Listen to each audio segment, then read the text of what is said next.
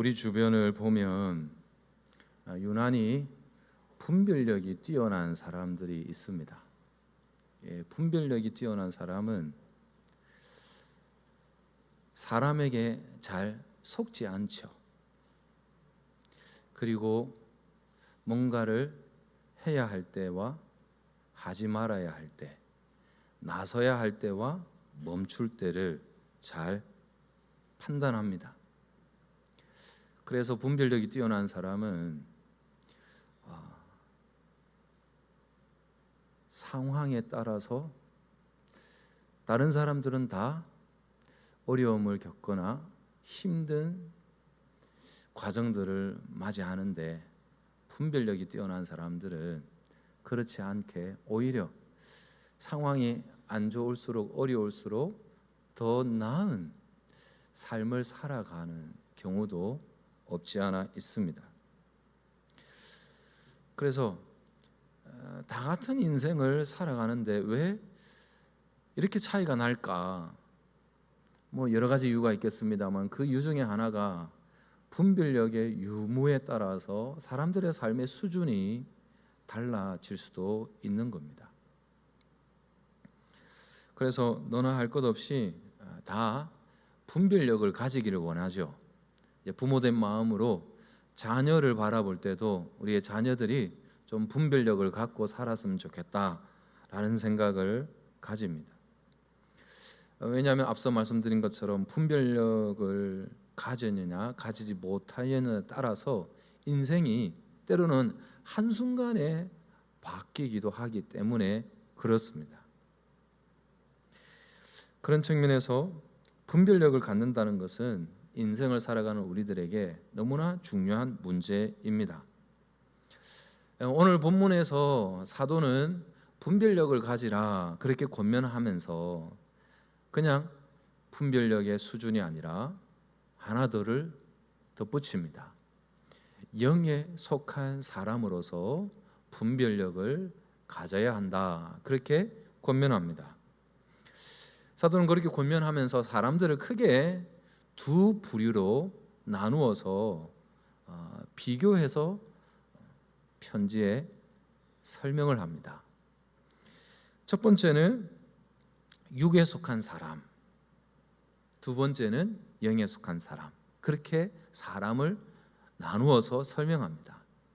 육에 속한 사람은 어떤 사람이고 영에 속한 사람은 어떤 사람이냐라고 할 때 사도 바울이 고린도전서 편지를 쓰기 시작하면서 1장에서 십자가의 도를 아는 사람과 십자가의 도를 모르는 사람을 비교한 거예요.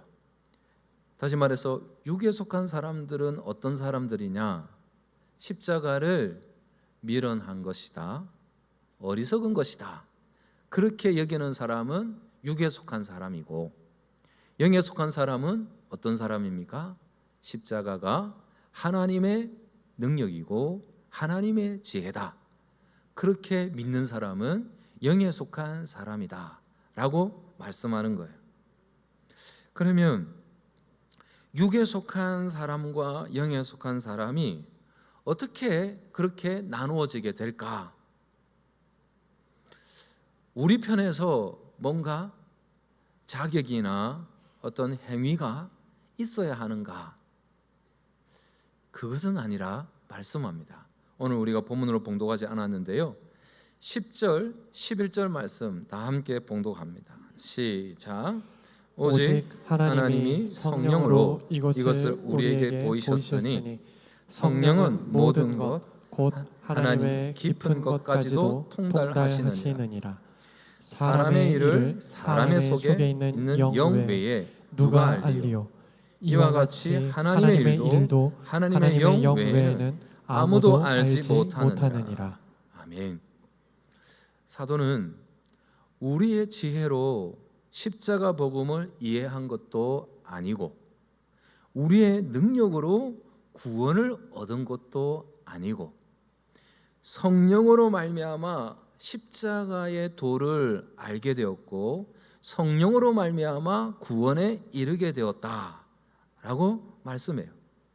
그러므로 조금 전에 봉독한 말씀은 영에 속한 사람을 어떤 사람이라고 9절 10절에서는 정의를 내리고 있습니까? 성령으로 복음을 깨닫고 구원을 얻게 된 사람, 그 사람이 영에 속한 사람이다 라고 정의를 내리고 있어요. 여러분, 우리가 일반적으로 흔히 말해서 저 사람 참 영적인 사람이다, 또는 신령한 사람이다, 오늘 15절에 그렇게 표현하고 있잖아요. 신령한 사람이다 라고 할 때 어떤 이미지를 가지고 있습니까? 기도 한번 하면 막 2-3시간씩 하고, 그죠? 기도하면 뭐 우리가 잘 이해하지도 못하는 다른 나라 언어로도 막 기도하고, 환상도 보고, 병도 고치고, 그런 사람을 우리는 영에 속한 사람, 영적인 사람, 신령한 사람이다라고 그런 이미지를 갖고 생각하고 있습니다. 그죠? 아닌가요? 그런데 오늘 말씀에는 그런 사람을 영적인 사람이다 라고 말씀하고 있지 않아요. 물론 기도를 하면 수시간 하고 방언도 하고 각종의 은사를 받은 사람이 영적인 사람일 확률이 높아요. 그것은 인정을 해요. 그런데 성경에서 꼭 그런 사람이 영적인 사람이다, 신령한 사람이다 라고 말씀하고 있지는 않은 거예요. 오히려 오늘 말씀에 의하면 십자가를 어떻게 이해하고 있느냐, 십자가의 도를 깨닫고 있느냐 못하느냐에 따라서 그가 영적인 사람이고 아니고로 나누어진다는 거예요. 영에 속한 사람은 성령께서 눈을 열어주셔서 십자가를 하나님의 능력이요 지혜라고 믿는 사람, 그 사람이 영적인 사람이고 영에 속한 사람이라는 거예요. 사랑하는 성도 여러분, 우리도 본래 십자가를 이해하지 못하던 사람들이었습니다. 우리도 육에 속한 사람이었죠. 그런 의미에서. 그런데 우리가 예수를 믿겠다고 우리가 의지를 가지고 선택한 것이 아니고, 오늘 말씀에 의하면 성령께서 우리의 마음에 찾아오셔서 우리의 마음을 열어주시고 우리의 눈을 열어주셔서 그래서 우리가 예수 그리스도를 구주로 고백하게 되었다라고 말씀하고 있어요. 성령께서 십자가 하나님의 사랑을 깨닫게 해 주셨다는 것입니다. 오늘 우리가 예수를 믿고 지금 이 시간 이렇게 나와서 예배를 드리는 것 역시 우리의 노력이 아니라, 우리의 어떠함이 아니라 하나님의 은혜, 성령의 이끄심 때문에 이 자리에 나와 있게 된 줄 믿습니다. 그러므로 여러분, 영적인 사람은, 신령한 사람은 절대 자신의 영성을 자랑하지 않습니다. 아니, 자랑할 수도 없습니다. 왜? 내가 믿게 된 것이 아니잖아요. 내가 노력해서 내 의지 때문에 믿게 된 것이 아니라 오늘 말씀에 의하면 성령께서 깨닫게 해 주신 거예요. 성령께서 내 마음에 찾아오신 거예요. 그래서 내가 십자가 복음을 깨닫고 믿고 있는 것입니다. 그래서 영적인 사람은, 영에 속한 사람은, 신령한 사람은 절대 내가 믿었습니다, 나의 노력입니다 라고 말하는 사람이 아니고 하나님이 나를 믿게 하셨습니다, 모든 것이 하나님의 은혜입니다 라고 말을 할 수 있는 사람, 말하는 사람, 그가 영적인 사람이라는 겁니다. 사도가 오늘 왜 이런 내용으로 편지를 이어가고 있을까요? 그것은 고린도 교회의 상황 때문이에요. 고린도 교회는 우리가 알고 있는 것처럼 은사가 풍성하게 일어났던 교회입니다. 그럼 우리가 단순하게 생각할 때 은사가 풍성하게 일어난 교회니까 그 교회가 더 신령한 교회, 영적인 교회라고 이해를 하는 게 보편적이잖아요. 근데 사도는 고린도 교회를 향하여 편지하면서 고린도 교회가 영적인 교회다, 신령한 교회다 라고 편지합니까? 아닙니다. 오히려 그들을 책망하는 그런 내용들로 주로 편지하고 있습니다.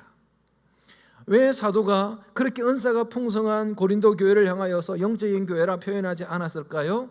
왜냐하면 앞서 말씀드린 것처럼 인간의 영혼을 결정짓는 십자가 복음을 제대로 이해하고 있지 못하기 때문에, 그래서 그 교회를 영적인 교회라 감히 평가하지 못했던 것입니다. 고린도 교회 성도들은 스스로는 어떻게 생각하고 있었을까요? 우리 교회 안에 은사가 많이 일어나고 있으니까 당연히 우리는 영적인 사람이다, 신령한 사람이다 라고 생각하고 있었던 거예요.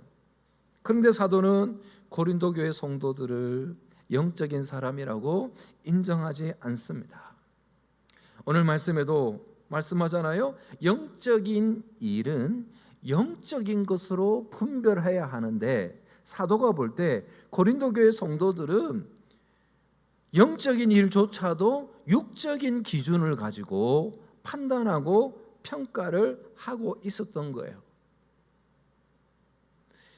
사람들은 자꾸만 자신의 지혜, 자신의 생각만으로 보여지는 그대로만 판단하고 평가하려고 하는 그런 성향들을 떨쳐버리지 못해요. 그래서 오늘 본문 14절 상반절에도 뭐라고 말씀해요? 육에 속한 사람은 하나님의 성령의 일들을 받지 아니하나니 라고 말씀해요. 이 말씀의 의미가 뭡니까? 고린도 교회 성도들이 성령의 이끄심으로 성령의 인도함을 따라 되어지는 상황들을 평가하고 판단하고 행동으로 옮겨야 되는데, 고린도 교회 성도들은 오히려 성령의 이끄심에 따라 행동하지 않고 철저하게 자신의 지혜, 자신의 경험에 따라 모든 일들을 판단하는 거예요. 그러다 보니까 십자가의 도가 자신의 생각만으로 생각을 해보니까 미련하게 보이는 거예요. 어리석게 보이는 거예요. 그래서 십자가의 도를 받아들이지 못하는 거예요. 사도는 오늘 편지하면서 영에 속한 사람 또는 영적인 사람을 비슷한 표현으로 신령한 자라고도 표현을 했어요. 15절에 이런 신령한 자는 말 그대로 영적인 사람을 신령한 자라고 표현하잖아요. 그것을 다르게 표현하면 신령한 자, 영적인 사람, 성령의 지배를 받는 사람 또는 성령께 속한 사람이라고 말해도 되겠죠. 그죠? 그러므로 여러분, 영에 속한 사람은 성령께서 생각을 다스리고 성령께서 그의 삶을 지배하고 그래서 성령의 판단에 따라서 살아가는 사람을 신령한 자, 영에 속한 사람, 영적인 사람이라고 말을 해야 하는 거죠. 특별히 오늘 15절 말씀에 보면 이 신령한 자는 모든 것을 판단하는데요, 우리가 판단한다 할 때 그냥 우리가 알고 있는 판단하다라는 단어는 그냥 비판한다는 의미로 더 많이 이해를 하고 있어요. 그런데 오늘 말씀에 기록된 판단하나 할 때 이 헬라는, 화면 좀 볼까요? 헬라어로 아나크리네이라는 단어를 사용해요. 이 단어는 세 가지 정도의 뜻으로 사용돼요. 하나는 조사하다, 분석하다, 진위를 분별하다. 다 비슷한 뜻이죠. 그런데 이 조사하다라고 할 때 어떤 뜻을 가지고 있는가 하면, 사람들은 그냥 눈에 보이는 것, 표면적인 것만 보고 평가를 하는데 그렇지 않다는, 신령한 자는, 영적인 사람은 눈에 보이는 것만을 가지고 평가하지 않고 이면에 있는 어떤 부분까지, 영적인 부분까지 생각을 해서 상황을 판단한다는 거예요. 조사한다는 거예요. 그러면 분석한다는 것은 어떤 의미가 있는 거예요? 이 일들을, 이 상황들을 해석할 때 자신이 가지고 있는 생각, 지식, 세상 기준에 따라 분석하는 것이 아니고 그 기준이 뭐예요? 하나님의 말씀이라는 거예요. 하나님의 말씀이라는 절대적인 기준에 따라 분석하는 거예요. 그래서 진위, 진짜와 가짜를 걸러내는데, 그렇게 해서 참된 하나님의 뜻만 드러나도록 하는 사람이 어떤 사람이라고요? 신령한 자, 영적인 사람, 영에 속한 사람이라는 거예요.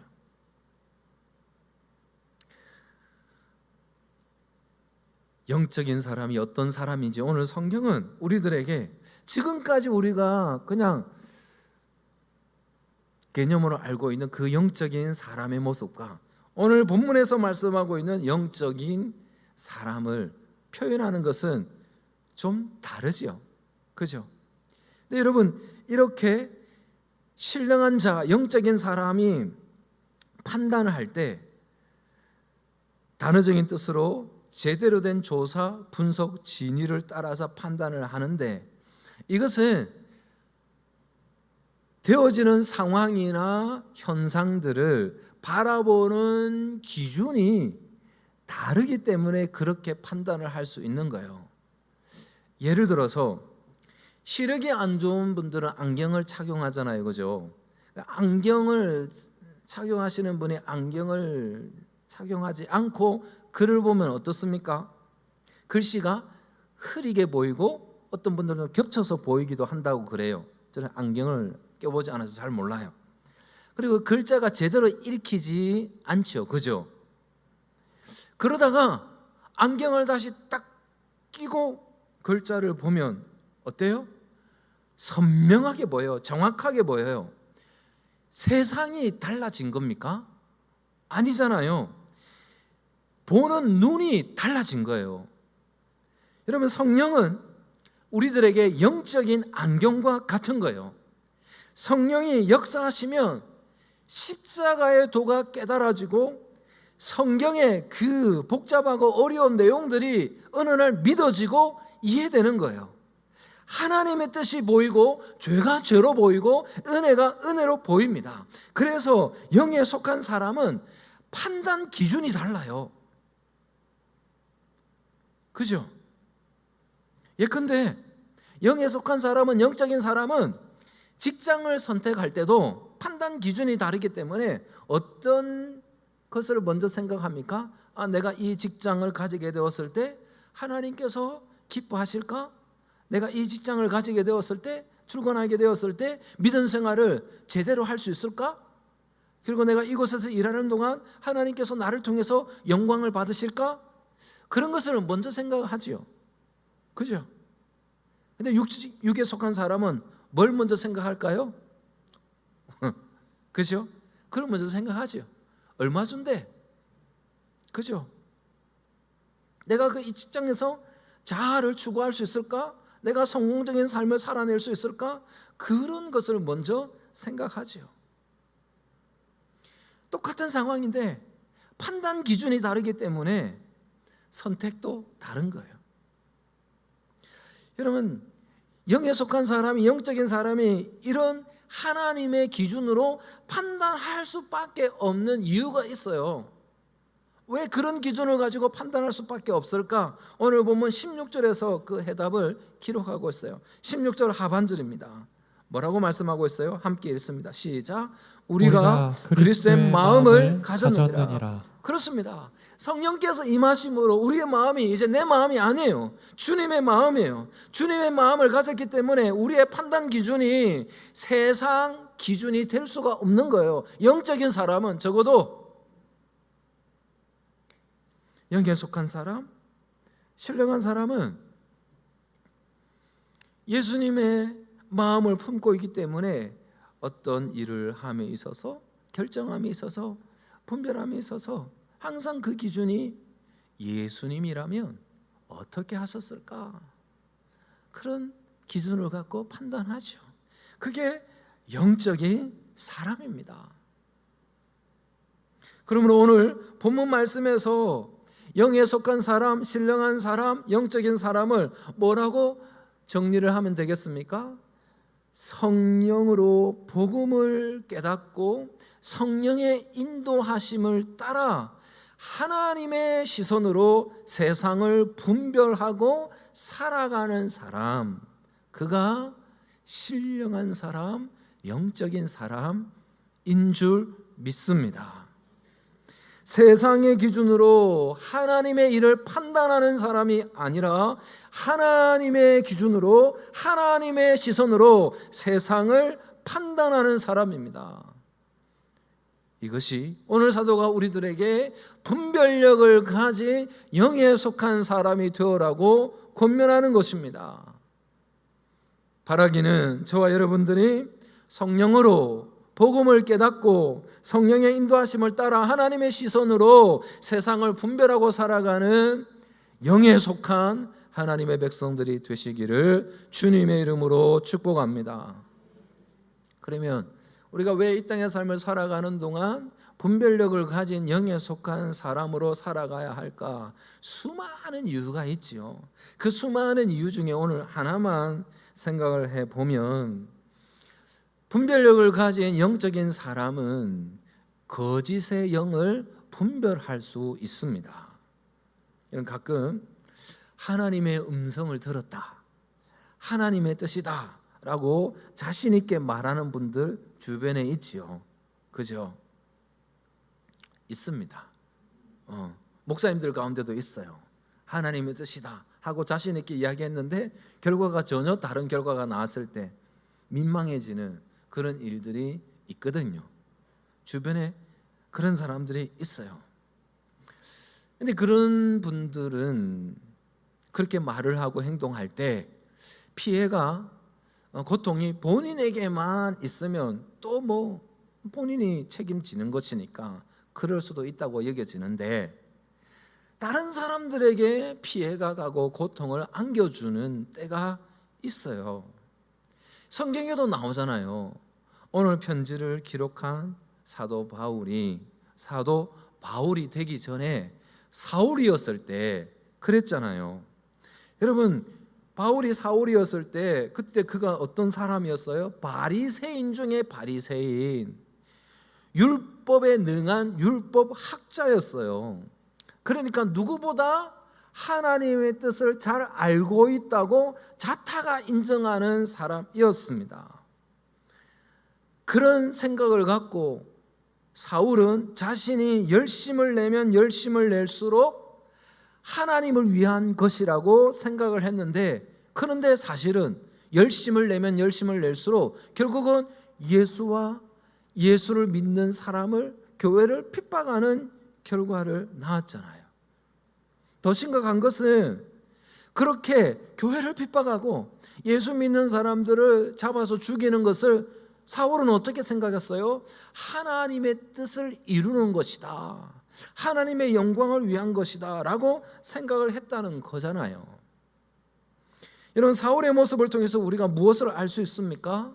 영적 분별력을 잃어버리면 하나님의 뜻이 아님에도 불구하고 그것을 하나님의 뜻으로 믿고 어리석은 말과 행동을 범할 수 있다는 거예요.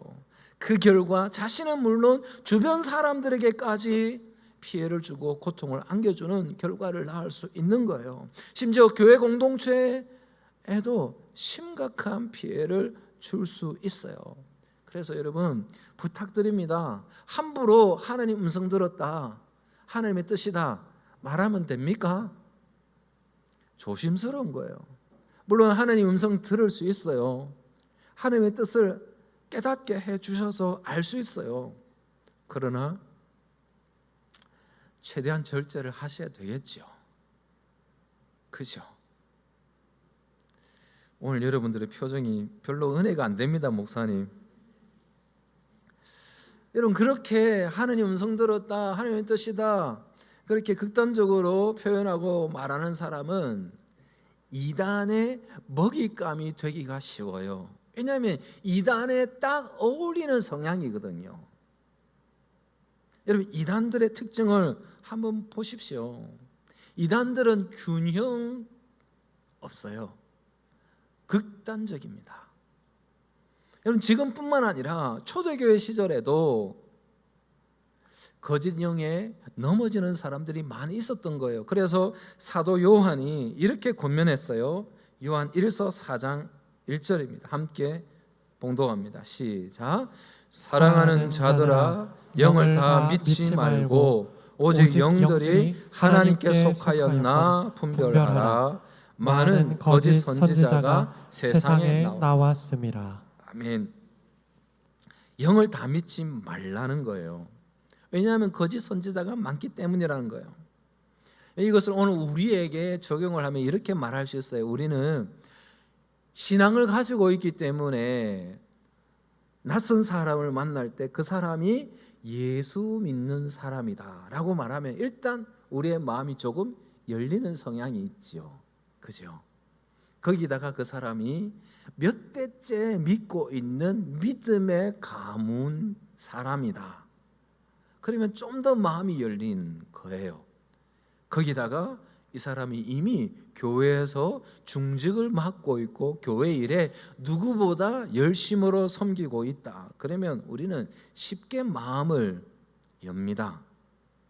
사랑하는 성도 여러분, 사도 요한의 권면은 그 모습만 보고 쉽게 판단하지 말라는 거예요.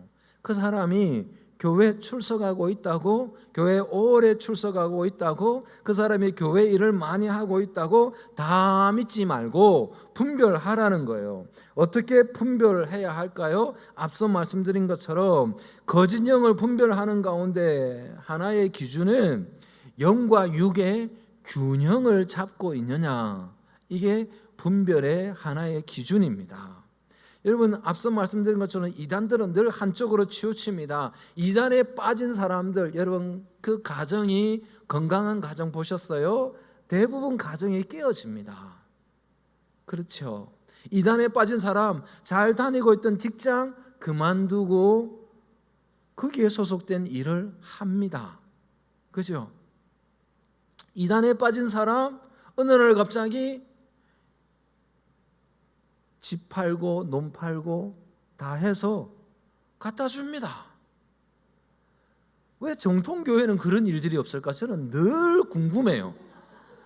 훨씬 더 은혜를 많이 받고 구원받고 하는데 그런 일들이 일어나지 않을까? 우리가 너무 균형 감각을 잘 잡고 있어서 그렇죠. 그렇게 하라는 이야기 아닙니다, 여러분. 죽을 때까지 집문서 가지고 계시다가 이제 하나님 부르심 받으면 이제 유산으로 남겨주든 아니면 사회에 환원하든, 마음이 좀 허락되면 교회에 조금 헌금하시든 여러분 알아서 하시고, 지금은 가지고 계세요. 지금 가져오란 말 절대 하지 않습니다, 여러분. 이단에 빠진 사람들을 보면 극단적이에요. 균형이 없어요. 근데 여러분, 이단에 빠진 사람들만 그럴까요? 우리들도 그런 성향이 있어요. 특별히 우리들이 굉장히 너무 이분법적으로 생각하는 중에 하나는, 교회 일은 영적인 일, 신령한 일, 세상 일은 육적인 일, 그렇게 구분을 해서 생각하는 사람들이 간혹 있어요.